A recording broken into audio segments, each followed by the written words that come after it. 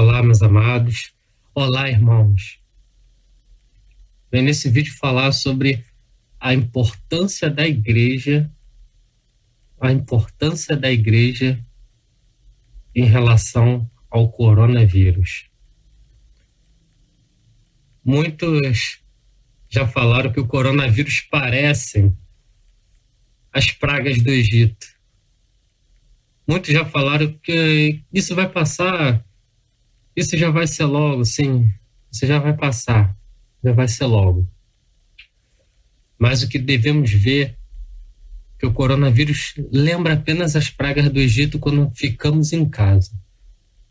A questão que nós também precisamos sair, temos as nossas necessidades, porque assim como eu, a maioria dos brasileiros não são ricos, não têm inúmeros dinheiros em suas contas bancárias e precisam trabalhar. Precisam se cuidar com máscaras, com luvas, com álcool em gel e assim ir para o serviço. E quando nós falamos em coronavírus, uma pandemia global, por que eu citei a importância da igreja? Se nós formos ver, Israel, a nação de Israel também já passou por isso alguns anos atrás, em questão de não poder cultuar como cultuava antes, assim como a igreja não pode cultuar como cultuava antes. Só que Israel, por causa dos seus pecados.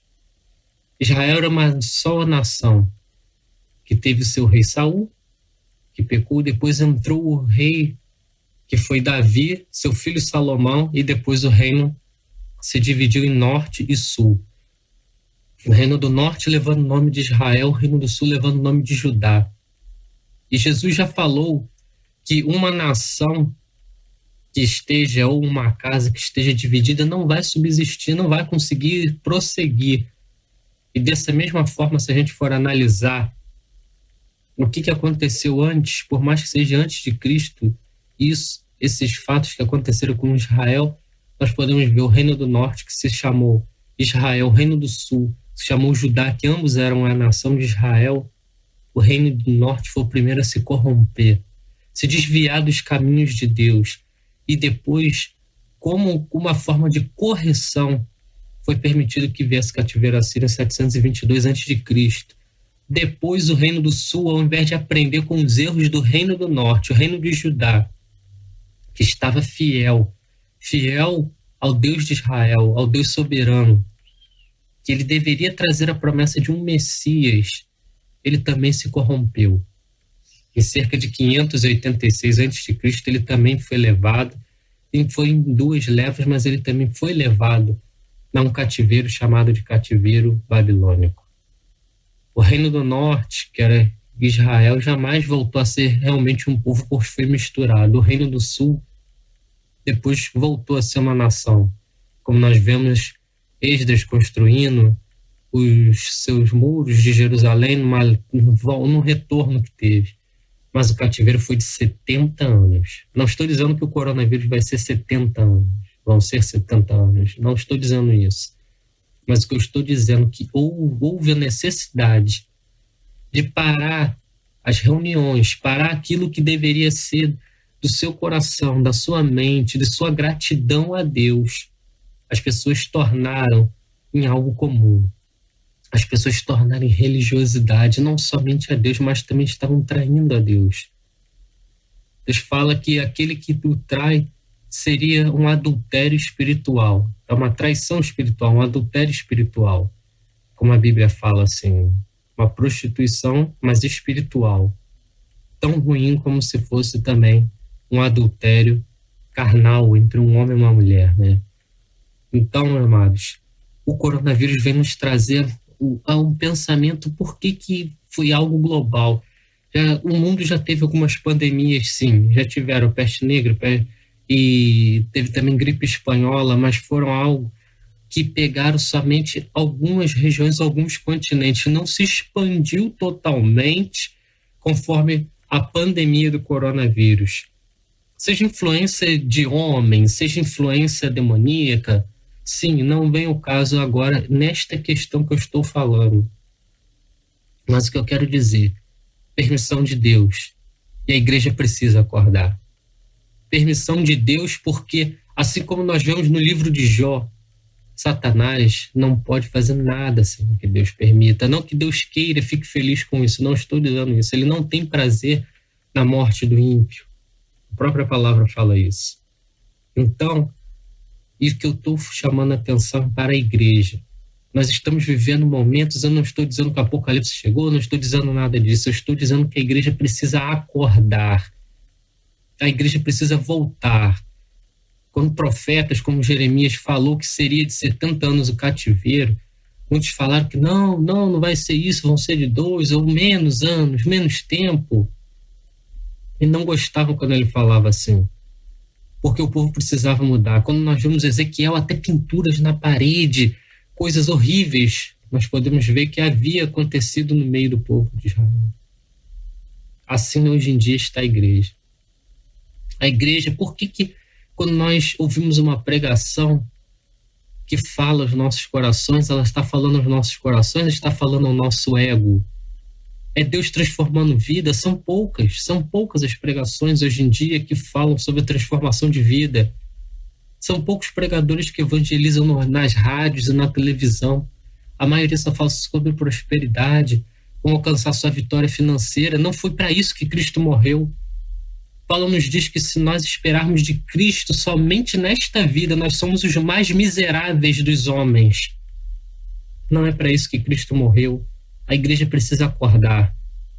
A igreja precisa se despertar, porque ela também está vivendo um cativeiro, mas esse cativeiro é diferente porque nos lembra a igreja primitiva, que era na casa das pessoas, porque igreja não são os prédios. Aquilo é um prédio, não é templo, como alguns líderes gostam de falar, templo, santuário. Não. Santuário somos nós. Isso está em Coríntios, nós somos santuários de Deus. Santos é separados. Se destruirmos o santuário de Deus, ele nos destruirá, falando de nossas vidas. Meus amados, isso é sério. O coronavírus veio. A igreja precisa acordar. Por que a maioria das músicas que tocam na rádio são músicas de prosperidade? Por que a maioria das músicas que tocam na rádio são músicas de guerra, mas parece que é guerra contra o próprio irmão, falando, vai ver minha vitória, vai ver no palco. E aí, irmãos, quem honra é Deus. Se você for humilhado, quem vai te exaltar é Deus, não uma música. Você não pode estar perdendo o seu tempo para poder fazer essas coisas, questões de música, questão dessas coisas. Use suas músicas para adorar a Deus. Use seu tempo para adorar a Deus, para agradecer as bênçãos, para agradecer as pessoas que Ele permitiu que você conhecesse, ainda mais. Pode até ser que ele já recolheu essas pessoas, mas agradeça, Senhor, obrigado, porque eu conheci essas pessoas, tive o prazer, tive a oportunidade, a tua bênção de poder conhecer essas pessoas na minha vida. Amados, isso é sério. A igreja precisa acordar. A igreja precisa ver que está muito... Não estou dizendo que está 100% corrompida, porque quando Israel foi Judá, o Reino do Sul foi levado para o cativeiro, existia um remanescente, mas era minoria, remanescente é minoria. A igreja hoje em dia vive como remanescente, como a minoria. Isso precisa acordar, existe igreja para tudo, até mesmo para os pecados. Como é que isso pode acontecer? Apocalipse relata os pecados, aqueles pecados que são para Deus inconcebíveis. Hoje em dia existe até igreja para essas coisas. São coisas inconcebíveis, como eu vejo assim, pessoas que se convertem, que estavam na fama, se converteram e se arrependem de coisas que fizeram nos seus corpos. Hoje em dia existem cristãos, sabendo que Levítico 19:28 fala, começa a fazer em seus corpos. Como que pode isso? Eu prefiro acreditar naquele que era do meio, vivia assim, hoje em dia se arrepende. O falecido pastor que me batizou também era assim. Ele se arrependeu daquilo que ele tinha feito antes de conhecer a Cristo, e ele começou a usar as técnicas atuais para tirar essas marcas do seu corpo. Mas como que hoje em dia cristãos estão fazendo isso? Cristãos estão xingando. Como é que pode? Estamos bebendo, traindo. Não pode ser desse jeito. A igreja precisa acordar. A igreja precisa voltar ao primeiro amor. Repito, não estou dizendo 100%, porque existe o remanescente. A igreja precisa rever que tipo de música está pedindo. É o quê? É só que ele, aquele tapinha no ombro, tapinha nas costas, meu filho, meu querido, vem. Não, a igreja precisa deixar de ser neném, precisa deixar de ser mimado, precisa deixar de ser mimado e ver que é filho amado, co-herdeiro em Cristo Jesus.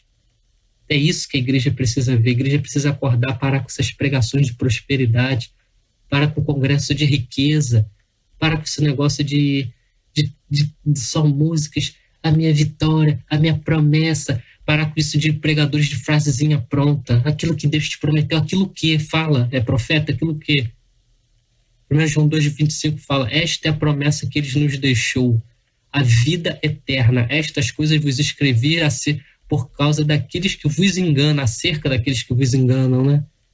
A promessa de Deus é vida eterna. Sim, existe também promessas. Essa é a maior de todas as promessas. Existe promessa. Eis que estou convosco todos os dias até a consumação dos séculos. Isso é uma promessa. Então, amados, a igreja precisa acordar. Não é brincadeira. Não brinque de ser cristão. Para com isso de música de prosperidade. Para com isso de pregação de vitória, pregação de prosperidade. A vitória foi Cristo na cruz. O melhor de Deus nessa terra. O melhor de Deus é Cristo. Não existe nada melhor do que Cristo. As outras coisas estragam, ladrões roubam, pessoas furtam. Não existe outra coisa. O melhor de Deus é Cristo. Não existe outra coisa. Desperta a igreja. Desperta, acorda a igreja. Que Deus abençoe vocês.